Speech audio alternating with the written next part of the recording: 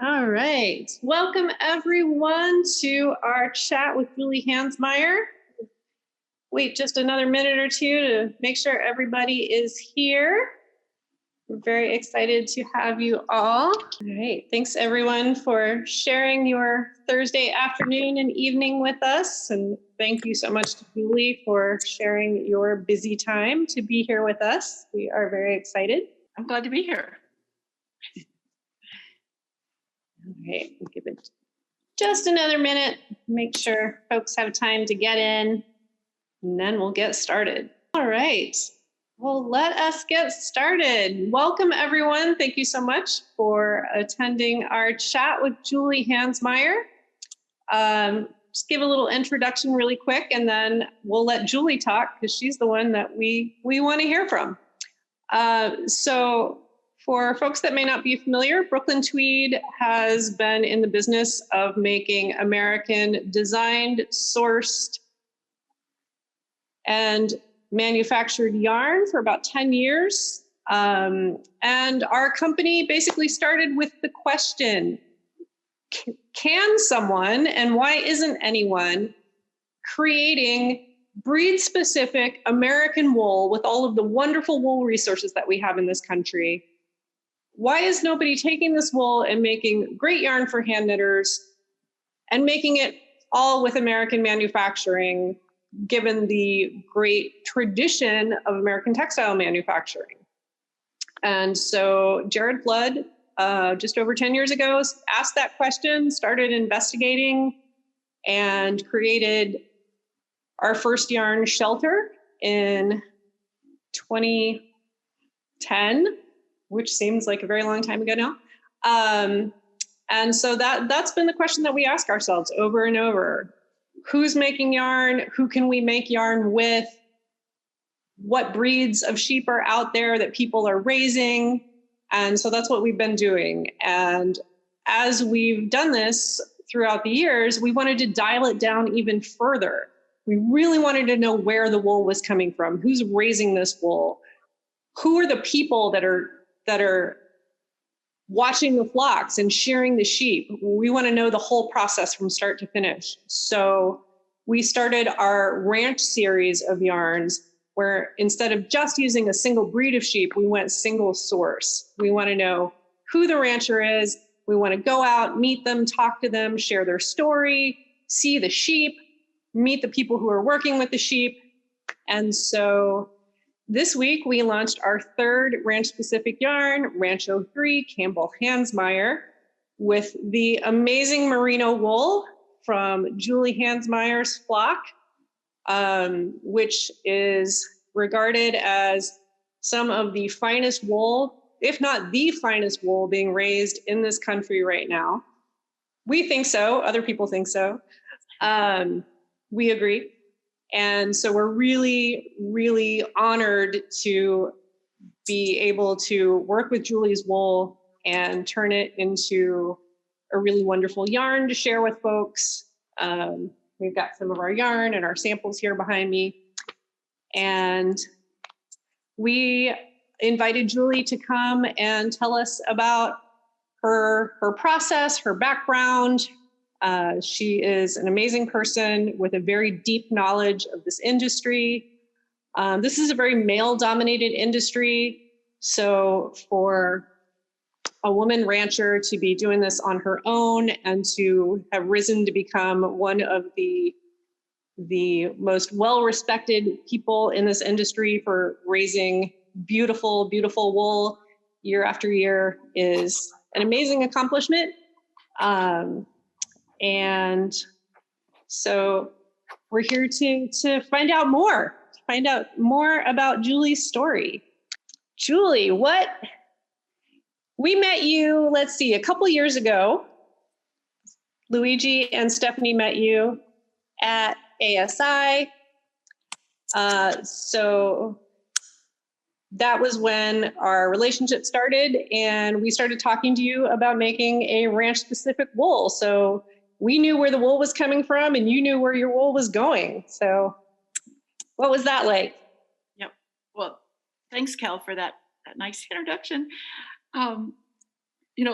we often lose, the identity of our wool when it gets sold, and that's usually quickly after shearing. And so we spend a lot of time uh, preparing our preparing our fleeces, um, preparing our breeding program, and we spend a lot of time preparing everything in the year before or in the 10 years before.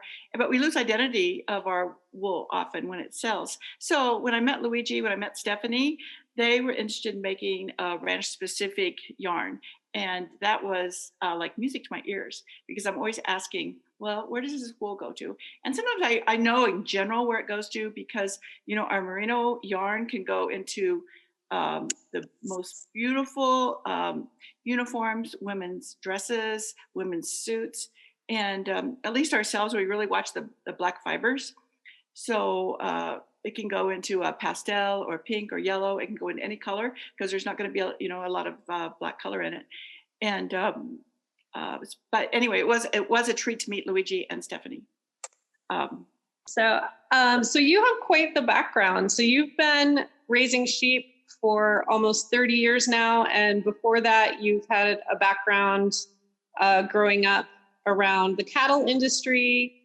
You've got a lot of education from University of Nebraska and Natural Resources and Texas Tech and range science. So you've really taken a lifetime of knowledge and work to create a wonderful flock of sheep. And for those of us that aren't necessarily, deeply familiar with sheep husbandry in particular, where do you start? Where do you begin to start a flock and say, this is where I want to take it, and this is where I want to develop it? And not only the sheep, but you talk also a lot about the development and protection of the land that you're raising those sheep on, which is something that we're all really super interested in. What is that whole process like of just sort of becoming aware of that and then accumulating the knowledge and then putting that into practice? Mm-hmm. Well, I think, Kel, it's a constant process of learning about what's out there and what's available and what fits your resources. And for one thing, if you notice, we always have white-faced sheep, and most people in the West have white-faced white sheep because they herd together, versus a black-faced, and they might suit a farm flocker where there's some fences. But in our case, we don't have any fences, and so we are open range with herders, and so it takes a herder to be with these sheep to keep them together. So there's some requirements of the kind of sheep that we're going to have. We're not going to have a breed that won't stay together, for one thing, and they still need some care.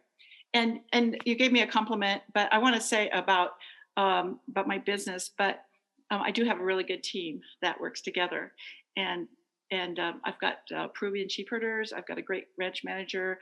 My kids help when they can, or when we really need them. So don't think that it's just me out there herding sheep. It takes everybody to put it all together to make it happen. But it is a privilege to share this hour with you, or however long we're going to be here, because and I wouldn't do it if I didn't really just want to make sure people knew that I care about my sheep and my merino ewes. And I care about all aspects. I care about our herders and of course our rangeland, our grassland.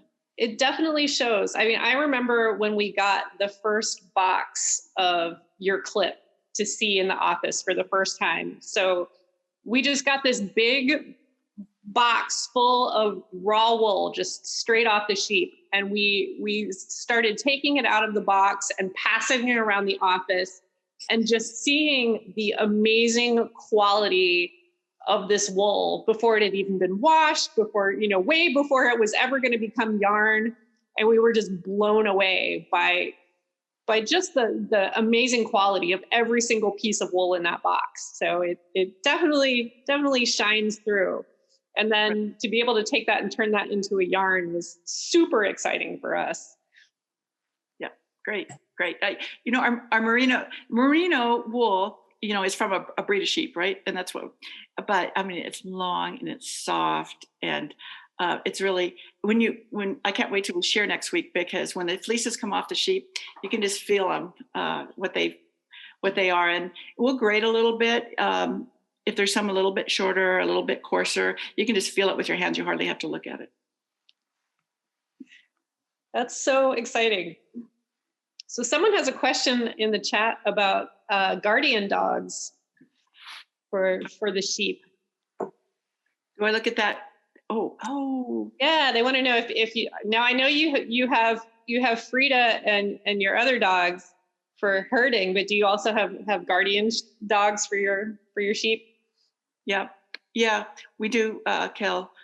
It's hard to find a sheep outfit that doesn't need some kind of protection day to day, 24 hours a day. That's for sure. And we use Akbash dogs, but there's other good breeds, and the Pyrenees is one of them. They tend to, most, like in the West at least, Great Pyrenees are used more in the farm flocks, but they don't have to be. We use mostly Akbash dogs. They stay with the sheep and they think they're a sheep. So it's our key to live lambs is having a good protection dog. That's awesome. Yeah, it's really, I mean, you're creating a whole ecosystem around the sheep with the people and the dogs and the land. It's really wonderful, and it's really fascinating, and it's really important work. Can you speak a little bit to, I know we've got some video of you talking about this, but I would love to hear you talk a little bit more about, the environmental considerations of raising sheep. With managing your grazing and creating fire breaks and making sure that the land is well stewarded. That's so fascinating and interesting. Yeah. Well, I suppose you could call me a sheep producer, but really, I'm a manager of grasslands or native rangelands, and I'm there to make sure that they look and are as good as they need to be or they can be. And that means, healthy soils, and healthy biomass above the ground level. And that can be really stimulated and supported by sheep grazing. So, because we can, with sheep and a herder, you can direct your sheep where you want them to graze and when you want them to get off. And especially if there's some old growth some places, and I see it on the forest a lot, that we could, and we don't do it a lot, but we can really remove some of the above ground growth. So when the regrowth comes, it's more accessible to elk or deer, or maybe the next year when we come back. Awesome. I'm sure that's like just the tip of the iceberg of that topic, but it's really nice for us to get a little bit of a perspective on that, of how it's not just raising sheep. It's really so much more than that, and creating and preserving that ecosystem. But to talk a little more specifically about the sheep, how do you raise that perfect merino? Like, what are, where do you start? Like, do you go out and like I have no idea. Like, do you go out and like go sheep shopping and you're like, oh, that sheep looks good, I want that one, or you feed them extra vitamins? Like, how do you raise a great sheep? Well, so when we when we select for our breeding ewes and our rams, I'm looking for the rams that have the highest yield, and it's usually going to be something above 60%. And I want them to share the most pounds, and because I want the biggest fleece at the highest yield, and I want the fleece with the longest staple, and I want it to be consistent from front of the sheep to the back of the sheep, and from the top of the sheep of the ewe down to the belly. I like the most uniform fleece I can find. And those are the kind of animals that I would, those kind of ewes that I'm going to pick for my breeding program. And then the rams specifically, those are going to be the kind of sheep that really can put a lot of good genetics into my herd. I take some ewes up to the Meeker Classic, and you get there might be 1,000 ewes that go up there to a dog trial, but then within that 1,000 ewe lambs, I'll go through and just pick like 300 or 400 for my own breeding program, and I continually to do that, and consequently, I feel like I'm improving my flock. And I think it's showing, that we really have some nice, soft, luscious yarn that we now see. Yeah, absolutely. So you're really looking at every inch of every single sheep. Yep. That's amazing. How many sheep do you have? I usually run like 3 summer herds, and there's usually at least 1,000 head in each herd. So, and that's in Eagle County, Colorado. And at least a couple of those herds will have lambs with them. So 2 to 3,000 with their lambs, and then I'll have 1,000 yearlings too. Wow. It takes for operators like me. We have our share of it just takes a fair amount of sheep just to make our operation flow. But it's an old type of operation where we graze in the winter and the summer, and we go back and forth from both our winter country and our summer country. And we usually don't feed any hay. It's all natural. It's all native forages that we graze on, and some alfalfa fields once in a while. That is fascinating to know. That is really fascinating to know. Yeah. That's amazing. And it shows it's so good for the sheep. Just watching the videos that we have of you and the footage, just seeing those sheep just in the pasture and in the forest, and they just look so happy and content and healthy. And it shows like all of those sheep are like top condition, amazing looking sheep. It's really wonderful. Yeah. So now you grew up around cattle ranching. At what point did you and how did you make the switch over to raising sheep?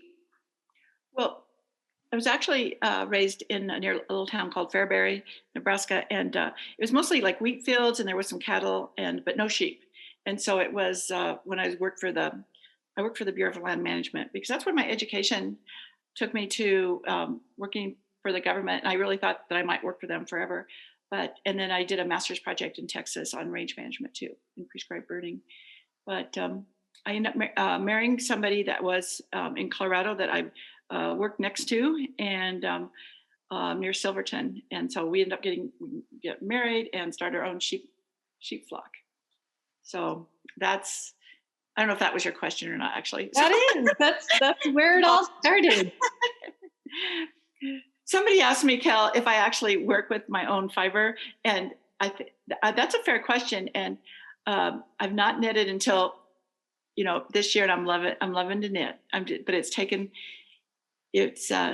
not that easy, but I'm getting it, I think. So who was I telling this today, Mary, maybe that you got to make sure that you lay down your knitting like you want to pick it up again, and not let anybody twist it and turn it around. So. That is absolutely true. Words to live by. Yeah, and no, that was one of our burning questions we all wanted to know, was if you were knitting with Rancho 3 and what you were knitting. Yep, I'm working on a Hansmire hat with this, and I haven't got very far though. It's taken a while to get me settled down into a period of time where I can concentrate on these different stitches. So it's been fun though, and it feels wonderful. It's really so soft. It feels just like the fleeces, actually. The yarn does. Well, then that actually is amazing for us to hear, because that means we've done our job as yarn designers and creators, because that's what we want. I mean, that's what we want out of all of our yarns, to really carry. That's why we do all the work to create breed specific and ranch specific yarns, because we want to take that quality that we felt in the fleece and put it into people's hands so they can knit with it. So that's really amazing. Because if you say it feels like the fleece, then we know we did our job right. Mm-hmm. That's wonderful. Let's see, what else can we know? So someone has a question in the chat. How do you find the crews that you work with? I think you were talking in one of our videos about the visa program, which sounds super interesting, and that your crews are mainly from Peru. Yep. Well, although we'd love to have an American crew, it's turned out to be more of a South American labor force, either Mexico or from Peru or from Chile. And those guys, I constantly get requests to come up and herd sheep. For one thing, they have experience with sheep and herding. And also one guy that has worked for us for over 20 years, he's sent all his kids to college. He built a home in Peru. So they really appreciate the work. So they're H2A herders, and they're here for 3 years at a time. It's quite an obligation on their part, but they very gladly and in line want to join us. That's great that folks can stay for 3 years, because then you're really developing a relationship with them. They're developing a relationship with the flock. That's really awesome. Mm-hmm. That's very cool. Let's see. So John Crane asks if you can just kind of walk us through a year of the Campbell-Hansmire flock. Like, what's a year in the flock like? A year in the flock. Well, I guess you could start off with our breeding program. We usually have like 1 ram per 50 ewes, and we try to have our ewes in an area where they will ovulate well, and that's usually on some alfalfa fields, right near where I'm at, near Fruita, Colorado. And so we introduce those rams to the ewes, and then about 50 or 60 days later, we usually walk to the desert, which is about 45 or 50 miles away, kind of slowly get moved out there.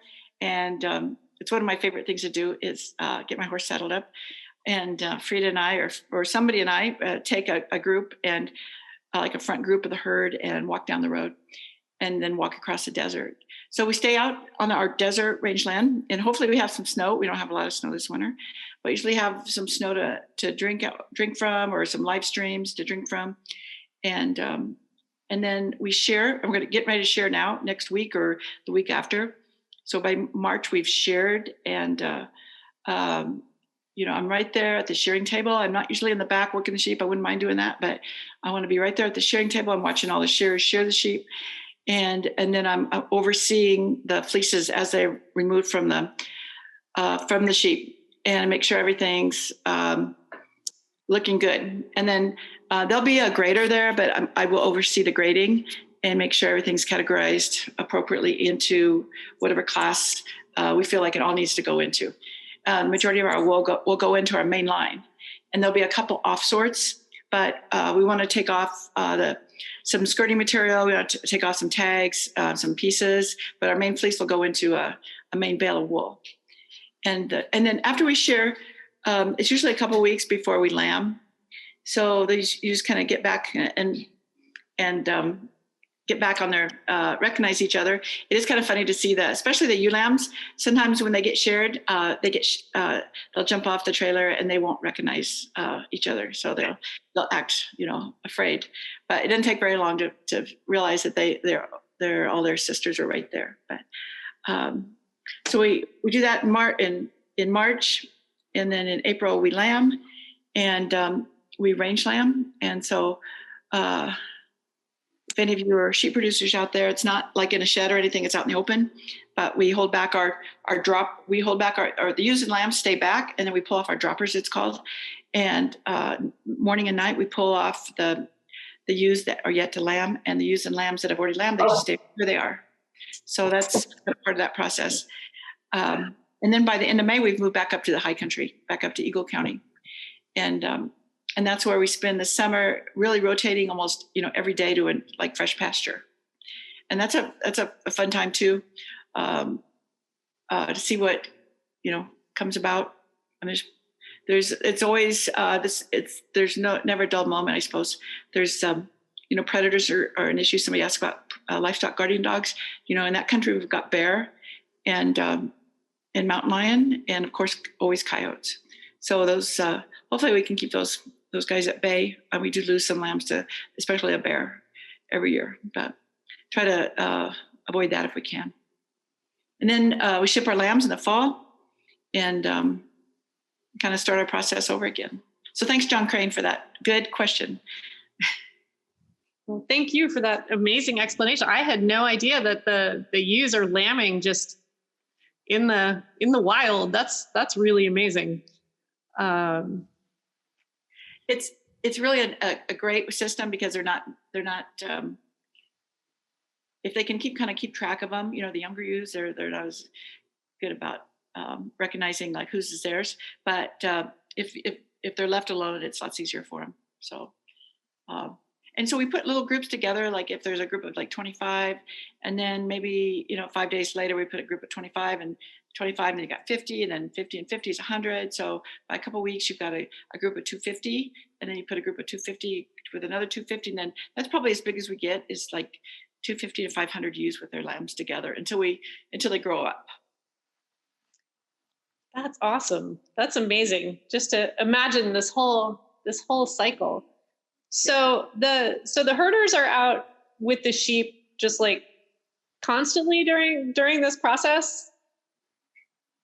How does that work? Yeah. Well, it's all hands on deck during lambing.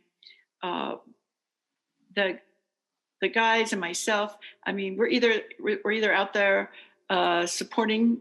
I'm either out there supporting the herders, or I'm making them lunch, or I'm running an errand for them, or I'm hauling water, I'm hauling hay, I'm replacing a horse, or I'm going around some ewes and lambs. I got my own horse saddled, because every morning I'm usually out there. Kel, I'll send you a picture. I'm out there before daylight and with the herd, and it's really a peaceful time. And it was really peaceful last year, I'll tell you. And it wasn't bad. It wasn't bad. I was in my sheep camp for 2 months. So it could have been lots worse. So no, but I do get saddled up and go out and help everybody, however I can. So you're looking at each individual sheep and thinking about each individual sheep in the context of your flock. What kind of data do you keep on your sheep? So you must have a very, very, comprehensive database, whether it's in your head or on paper, of all your sheep and their condition. Can you tell us a little bit about what that's like, from a sheep management kind of standpoint? Yeah. Well, definitely keeping track of the wool production overall, and we can improve that or select for improvement, mostly with the rams, but some with ewes, like I was saying before, but also with our lamb crop. We're also, it's not just wool, it's lamb. And although I probably, if asked, I would say, I favor the wool, but these ewes, we got to have replacement lambs, and we're watching, weight of our lambs, weight over the summer, pounds of, lamb per ewe exposed is one of our benchmarks that will measure year to year success, or just a kind of a general measurement of how we're doing. We'll also look at, pounds of wool, sheared, overall per ewe. Trying to think some other things that we do. I'll say a lot of people might look at stock days per acre, or stock days per certain amount of certain factor. But in my case, we've got a lot of country, and so I spend a lot of time working with people with their grazing, and I probably have 20 or 30 private land leases that we graze to try to accomplish something. And maybe they need a weed controlled, or they want the grasses kind of reduced in size so they can get their alfalfa to grow. Or, there's often a specific accomplishment that someone wants from the sheep grazing. So I'm always trying to figure out, so what's somebody need, from the sheep, and if we can accomplish that while still, putting on some pounds on our lamb and maintaining our ewes' health. But I spend a lot of time doing that, trying to figure out, what people are thinking. And, you mentioned a fire break. Sure, we can do that, and we can really kind of intensively graze around a certain area. But we can also put pressure on one species or the other based on the time of year or what we really want to accomplish. If we want to improve the grasses, we might graze a little earlier. If we want to improve the broadleaf plants, we might graze a little later. I mean, it just depends kind of on what we want to do. That's so fascinating. So here in Portland right now, there's been a lot of news about invasive plant species that are popping up in people's yards. So can grazing be used to like manage invasive plants? Are there invasive plants that sheep like to eat? Or well, I think usually it's a case of combining with different treatments, Kel, and you might not always get rid of a invasive species, but you might put pressure on them and reduce their quantity or their overall biomass. So you can treat them some other way, or the best case is to allow another species to survive better. Like if you want to suppress a broadleaf plant, in a lot of cases, sometimes those broadleaf plants are good plants and sometimes they're not, right? I mean, sometimes they're weeds, sometimes they're something you want. But by either grazing them early or late, you can either encourage another species. And a lot of times you want to encourage grasses. But if you didn't, you might want to graze at a different time. So yeah, no. Everybody, are you thinking you're going to get some sheep in your yard? Yes, you could do it. we could get very small yard sheep. Yes. Yeah. Mini merinos. Yep, that's right. Let's see. There's a lot of good questions popping up in the chat, I see. So I see a couple of people asking, why merinos? What's the best part about merino, and why did you go with merinos versus another breed? Mm-hmm. Well, the American sheep industry has a lot of nice sheep breeds, by the way, and Rambouillets are nice, and so are Columbia Targhese, but for our country, and what we found is the merinos really are hardy, and they are survivors during lambing, and they also have a longer longevity. So that's some of the reasons, a couple of the reasons that we chose merinos. Plus, the merino itself has more follicles, like per square inch. So you end up getting more wool per animal. And that's, the Australians spend a lot of time, promoting the merino. And we often, use merino as a kind of describing a general term, but for us, it's a breed, and we raise, merino wool from our merino sheep. But yeah, that's why, is their longevity, their hardiness, and their follicles, the amount of follicles on their skin surface, and their beautiful fleeces.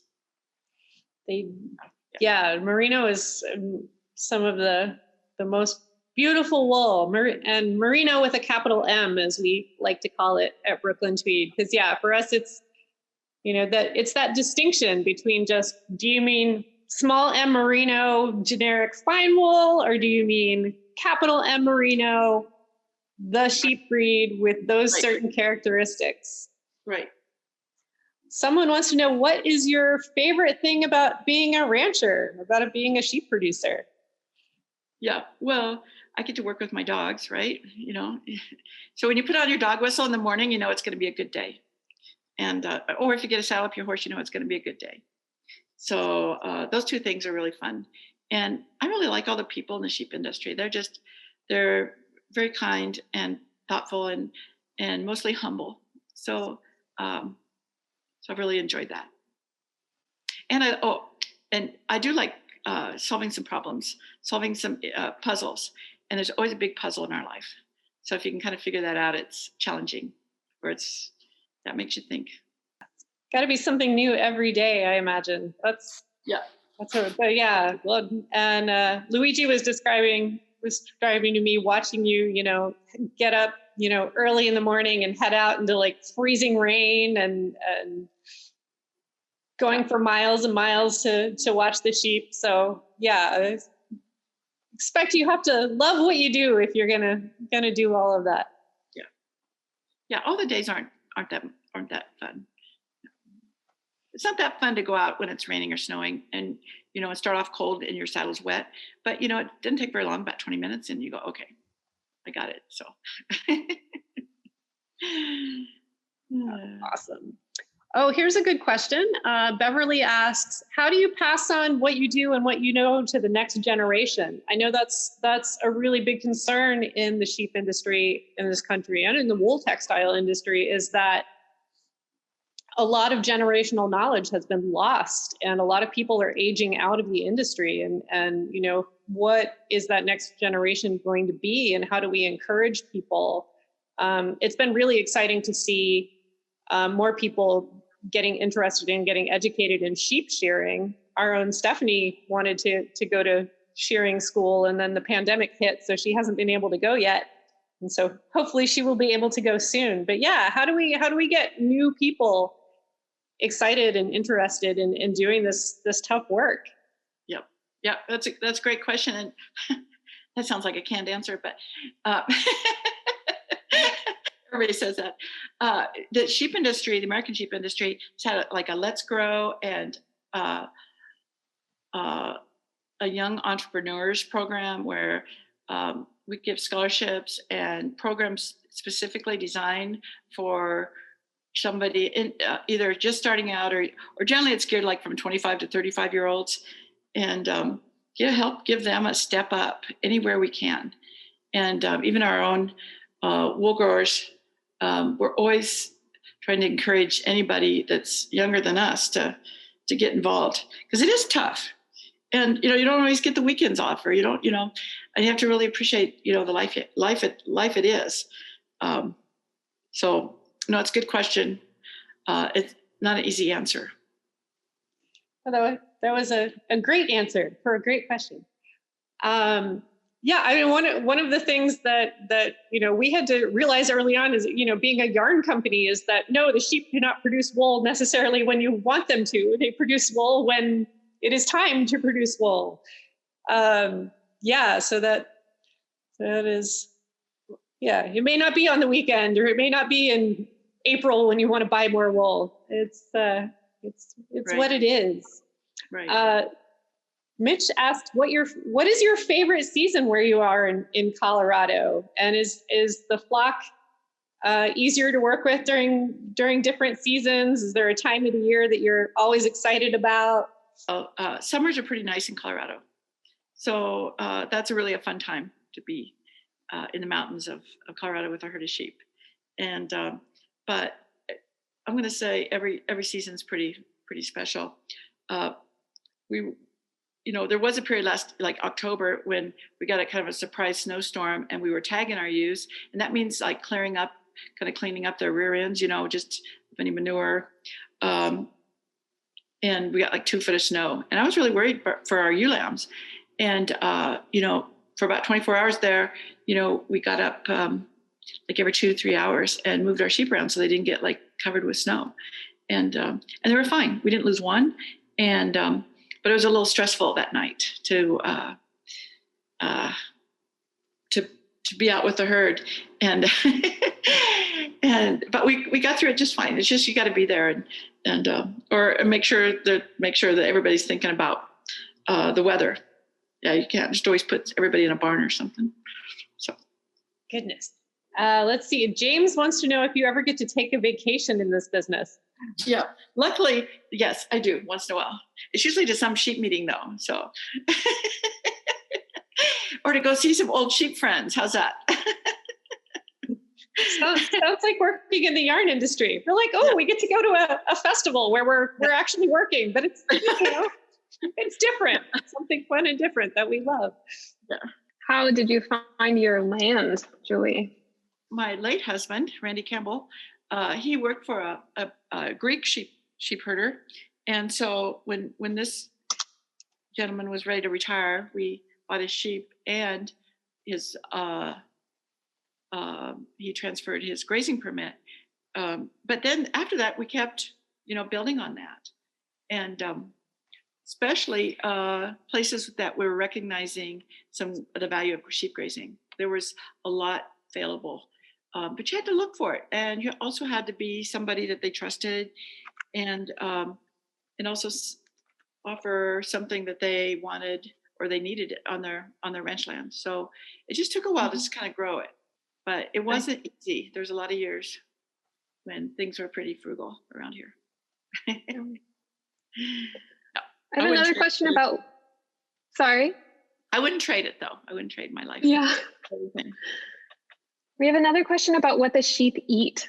Does that help make the fleece more soft? I think the softness still comes with the breed. But concerning what they like, they do prefer like broadleaf plants and shrubs. They will eat grasses, especially they love like a young leaf or something, a young grass, and they'll eat older grass if there's snow or something to make it softer. And then, their mouths are moving up, they don't like yank it, they just go 1,000 times like a hummingbird, to graze. But they definitely prefer the broadleaf plants. Oh, this is a good one. How did you start your partnership with Brooklyn Tweed? Had a glass of wine, I'm sure, with Luigi and Stephanie. And they were adamant about doing a breed-specific yarn, and that was music to my ears, because I didn't want to blend my wool with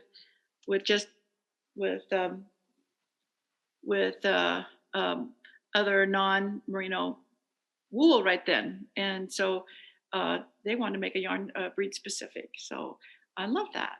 And so love doing that. And it's a rarity to be able to follow our product from they say with lamb, gate to plate, and from, in this case, right to your beautiful yarn that you made, that we made. And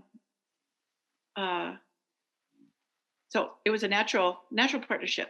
We have another question. Can you expand more on lowercase merino versus uppercase merino? You will see the word merino used as a more of an adjective, and it doesn't necessarily mean it's wool from a merino sheep. That's probably the big difference. I'm not saying it's negative. I'm just saying it's not necessarily from a merino sheep. And it's not like there's a lot of control over that throughout the country. There's just not. It's hard to control. But at least you guys know you got merino yarn with a capital. Yeah. To expand on that a little further from a yarn maker's perspective. It's kind of like, calling tissue Kleenex. It's become sort of a generic term for soft, white, fine wool. But merino, breed-specific merino, as those of us who get to work with it, whether on the sheep side or the yarn side, know it's more than just soft, fine wool. There's the staple length, the luster, the crimp in the fiber that makes it so springy and squishy when it's made into a yarn. There's so many more unique characteristics beyond just being soft, fine, white wool that get lost when it's lumped together with every other breed of sheep that can be called soft, fine, white wool, generic, lowercase merino. So yeah, we love dialing it down and really digging in there and appreciating those features that you've worked so hard to put in there. Yeah.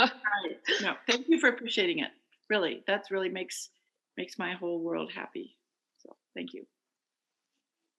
Do we have more time for questions from the chat? We do. We have 12 more minutes. There's one. Where do you see the future of the sheep industry in the U.S.? Where do I see the future?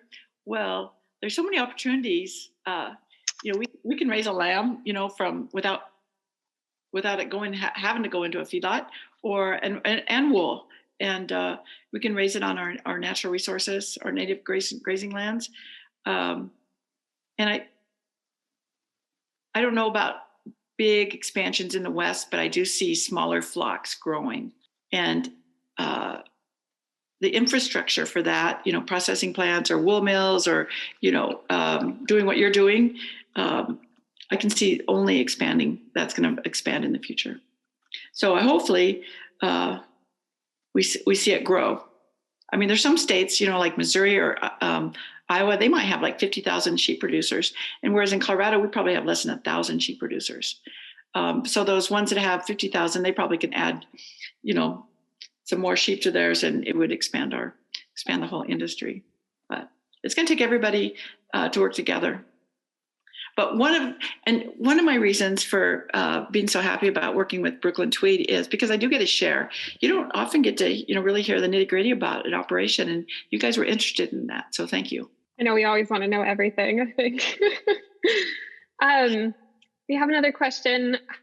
How, now that you're learning to knit, how are you going about learning? And are you excited to make a garment with your own wool? Yeah.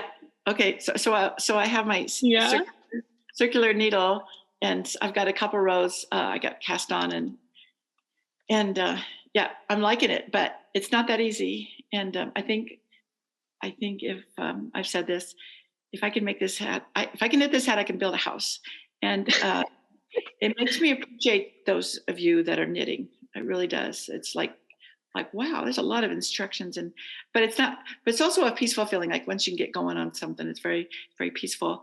But was I telling you, Mary, that I laid this down and then I knitted back and forth several times on my circular needles, and that wasn't that much fun. All of a sudden I had more than I needed in one area. So I think, like everything, like a lot of things in life, there's a lot of experience that's coming with it. But I'm going to love it. I can't wait to have this hat. I hope I can knit some for the rest of my family. I'm sure everyone in this Zoom chat can empathize with your feelings about projects. So we have a question about weather challenges, drought, fires, things like that. Yeah. Well, last summer fire was a concern, right? And in Colorado, there was a Grizzly Creek fire, and we were watching our herds, and we knew exactly where they were. We kind of had a variety of plans in case we did see a lightning strike. We had plans on where we might go, and also if that fire moved closer into where we were. The drought's a big one, though. I hope we've been able to manage this year. We may have to haul more water than we used to. Did somebody ask about seeing Frida? I don't know if I can show. Oh, there's Frida. Yes, everyone wanted to see Frida. Anyway, weather challenges, they're always there. They're always there. I mean, I think if you should make sure you have the right gear, the right clothes, right, make sure, and be kind of prepared a little bit for some bad weather yourself. Plus, be ready with the sheep too. Either move out, move down, feed them, something. Mm-hmm. We have a question related to Frida. Do you train your own herding dogs from puppyhood? How did you find Frida? Oh, I have raised some pups. I did get her from a friend in Wyoming, and I got some help training her. But I've worked on training. I did some dog trialing, and so that really taught me a lot about what to expect from a border collie. It's really helped my appreciation for border collies. So I get some help with training, just because I've been around such great trainers. Had I not been exposed to them, maybe I would need to improve myself. But they are, for instance, like if I'm going across the forest, either horseback, let's say there's some sheep that are been cut out of the herd, and I can take those 5 sheep and I can take them home. Give me 12 hours and I can get them home, or I can hold them until somebody can come with a trailer, or I can go. Usually I will just go and put them with the herd. Or if something gets separated maybe by a predator, mostly I don't have to go back and get anybody else. I can just really handle it by myself. We've had a couple of questions about how the color palette was chosen. I think Kel might also be able to help speak to that. Yeah, absolutely. So, one of the things that we wanted to do with this yarn, especially after the last year, is to have something bright and light and fun and springtime and joyful. And if you look at the palette, it looks very fresh. It's very bright. It's very modern looking. But if you look at, we have some wonderful photos of Julie just sitting out in that amazing Colorado landscape with with the yarn in her lap, and you can see all of those colors reflected in the blue of the mountains and the golden grasses. Like all of those colors are there. We just took them and kind of distilled them into, you know, their really bright, joyful essence. See, Julie has something and I'm not sure what it is. Is that fleece? I just thought I should have a backdrop of a fleece while we're talking. Yeah, as you're talking about the palette. Yeah.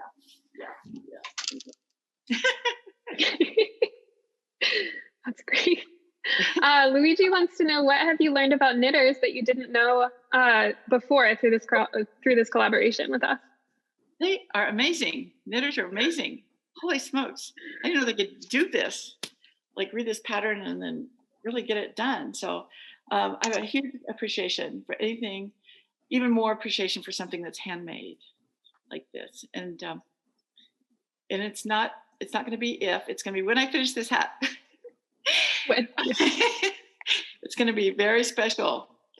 And but it is, you know, it's a challenge, and there's a lot of camaraderie. And so on Monday nights I meet with some friends and we knit, and then up in Eagle County they meet on Tuesday nights, I think, and we were meeting last fall. And it's really fun, you know, to get together and knit and kind of cuss and discuss, you know, life's problems and you know, work on a project and help each other. So I think that's great. Well, let's see. I just wanted to thank Julie so much for taking the time to be with us today, and for attending, and all your wonderful questions. Thank you, guys. Well, thanks so much, Julie. Thank you. All right, everybody have a nice end of the week. I look forward to seeing some sample projects that people are willing to share. I'm going to share. If I forget when I get this finished, I'm going to share. Okay. Yeah, the hashtag ranch03yarn on Instagram. Julie, you should look at it. There are so many wonderful projects already. Already? Mm-hmm. Yeah. I'm gonna have to up my game. Okay. Cool. No, it's great yarn. So if you get a chance. Thank you so much, Julie. Thank you very much, everyone. Bye, Julie. Bye.